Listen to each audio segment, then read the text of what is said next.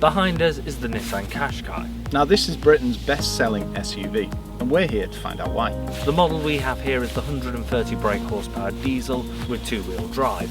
This is also in the Techno Plus trim level. Now the range starts at just over 19,000, but our model is about 31,000. But for that you get Napa leather, you get a panoramic sunroof, and you get some tech bits as well. I'm going to be taking a look at the exterior styling. I'll be looking at the interior, the practicality, the functionality and the build quality. We'll be both driving it, and then we'll bring you our verdict on whether or not this is the car for you.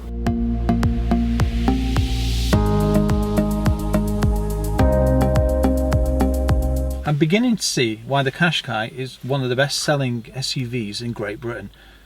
It's luxurious, it's got some great materials. I mean, you've got chromes, you've got soft touch plastics. I mean, admittedly you get further down and some of the finishes could do with being refined. You've got scratchy plastics and other parts, but overall it feels great. I mean, you've got the black Napa leather interior, you've got chromes around the gear gaiter, you've got a flat bottom steering wheel. The levels of functionality in this car are very good. You've got power folding electrically heated mirrors, you've got all-round electric windows, you've got self-dipping headlamps which are automatic, you've also got rain sensing wipers, you've got media controls on your steering wheel, you've got start stop engine button, and they've even got heated seats. And then you've got the 7-inch screen. Okay, in today's world it should probably be 8-inch or slightly bigger, but it does the job perfectly. It's got satellite navigation. It would have been nice to see Apple CarPlay, but it does have a DAB radio. You've also got climate control, and when you open here you've got an auxiliary port and a 12-volt adapter. There's also a 12-volt adapter here as well. Realistically, the only thing that this car is lacking is adaptive cruise control, because it's got auto hold, it's got lane assist, it's even got a self-dimming mirror. Practicality in this car is very good. You've got lots of headroom. Despite having a panoramic sunroof, you've also got lots of legroom, lots of adjustment in the seat as well, electronically and heated, and that's Napa leather. Sublime, very, very comfortable. Also, you've got a telescopic steering wheel with reach adjustment and height adjustment. Storage wise, well, you're not going to fall short. You've got 2 cup holders, you've got a little cubby hole here, you've got a cubby hole here, you've also got decent door bins as well where you can fit a bottle of water. And if you lift up the centre armrest by pressing the button, you'll see you've got a little pot here where you can just put spare change or your mobile. And then if you open this, you've got a cavernous hole where you could basically fit a coffee machine. And you've got a decent sized glove box as well.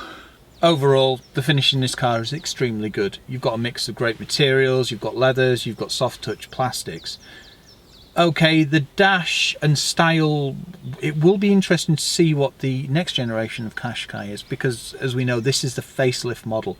But it's got 360-degree reversing camera, it's got a thermoclear windscreen, it's got cruise control, and a Bose sound system, which has 8 speakers, tweeters, and subwoofer. Stepping into the rear of the car, you can see I've got a decent amount of legroom and the seat set up for me, and I'm 6'3". I've also got a decent amount of headroom as well, and that's despite a panoramic sunroof. Usually that eats into quite a bit of the roof, but it's absolutely no problem. As you can see, you can get 2 people very comfortably in here, 3 children, no problem whatsoever. It's very comfortable as well. It's followed throughout with the Napa leather. You've also got the stitching and all-round electric windows, and you've got a pull-down armrest with 2 cup holders. There's some reading lights up here, and also there's some pouches on the back of the seats, and you've got Isofix points on the rear of the seat, as well as airbags. Storage wise, you've got a little pot in the middle here. It would have been nice to see a 12-volt adapter in there, or a USB port, or maybe even some aircon. And you've got a decent sized door bin where you can fit a packet of sweets or a small bottle of water. When you step round to the rear of the car, you'll see there is no power tailgate, but keyless entry makes it easy enough to open. Once open, you've got a 401 litre capacity space. It's rather square space as well, so good size, good dimensions. Also, you've got sectional floors. Now, what do I mean by sectional floors? Well, you've got 2 panels. and you can lift them up and then drop them down, and you can put your shopping on one side and your plants on the other. Now both these panels come out and collapse if you're not careful, and then underneath you've got a little bit of carpet. You lift the carpet up, you've got a Bose subwoofer, and you've got a can of tyre foam. On the right hand side and the left hand side you've got some little storage areas where you can put your detailing products. You've got a 60/40 folding rear seat as well, with tethering points on the back. Now when you put that down, you'll end up with a rather roomy 1569 litres of space, so you can put a mountain bike or, say, a wardrobe.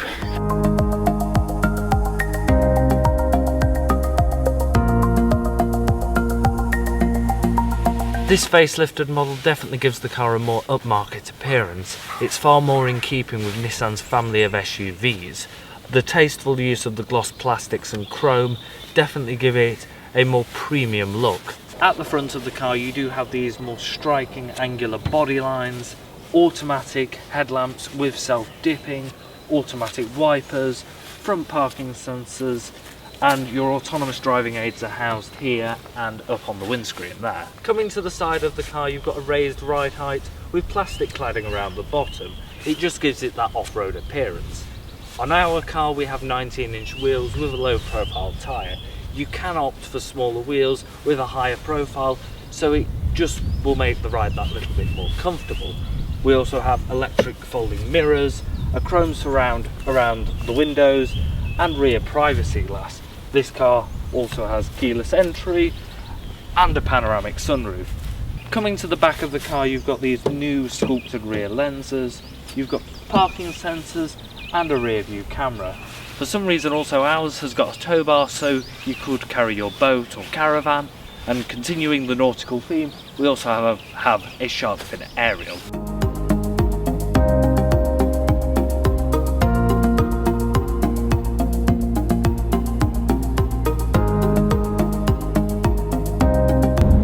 So what's the Qashqai like to drive?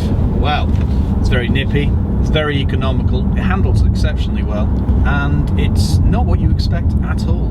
Well, I think I would be the first to say that I was not the biggest fan of the Qashqai, and I thought it was going to be very boring to drive. That still puzzles me. Why? Well, I don't really know. I guess it was just an assumption I drew. Right, okay. Like, considering what the Micra was like to drive, that was very good. It was.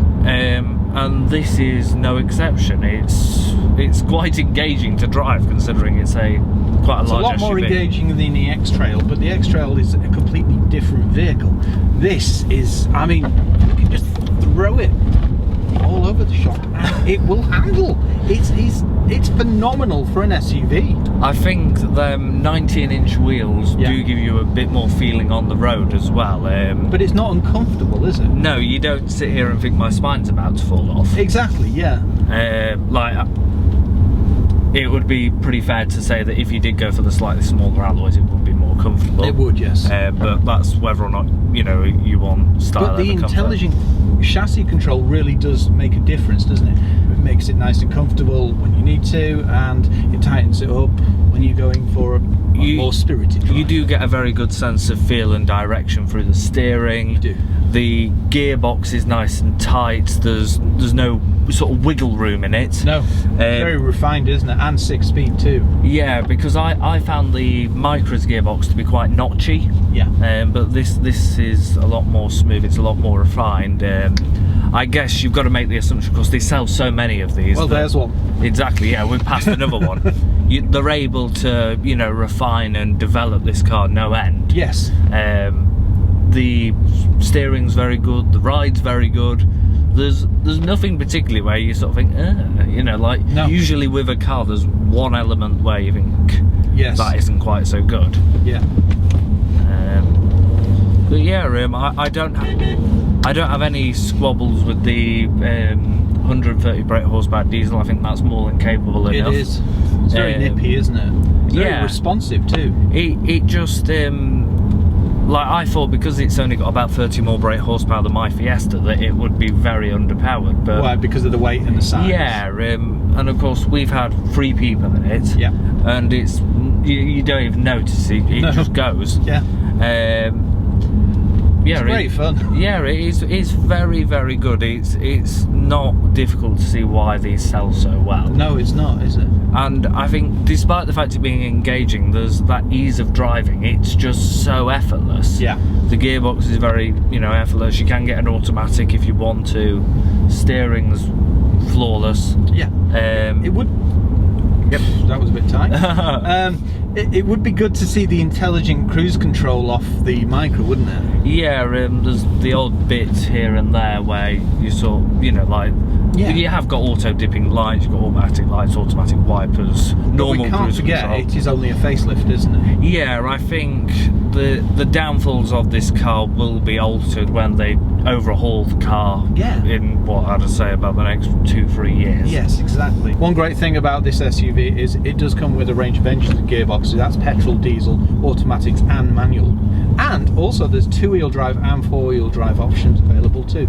Even though we've just been pootling around the country lanes, we've got 41 mpg so far, which is very impressive. It is, and it boasts up to 74, doesn't it? Well, yeah, we've not even got onto the proper open road yet, and I think realistically you should be able to get 50 mpg. No, that's not quite hard easily. to believe at all, is it? When you come to tech on this car, you've got park assist, you've got 360-degree camera, lane keep assist, blind spot detection. There's not much that this car doesn't have. And if you have an eco mind, there's even an eco score here. So if you click the info button, you can see how economically you've been driving, and it gives you statistics on coasting and things like that. So overall, in my opinion, a very good car to drive. Yeah, it's extremely good. It's very easy to manoeuvre, it's very nippy, it's very economical, it doesn't feel oversized, it's very good in the motorway, it's very good in the A roads. Yeah, it gets my seal of approval. I don't know about you. Yes, I really like it. It'd be interesting to see a Nismo version, to be honest. But that's me. Yeah, I think if you're in the market for something to transport the family around yet still being very good to drive, then this is definitely something to consider. Yeah, it's certainly one I'd look at.